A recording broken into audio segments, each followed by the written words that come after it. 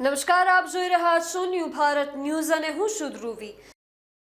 અરુણાચલ પ્રદેશના તવાંગમાં આવેલું સેલા સરોવર અત્યારે સફેદ બરફની ચાદર ઓઢીને બેઠું છે, પણ આ સફેદ ચાદર નીચે આજે બે જિંદગીઓ હોમાઈ ગઈ છે।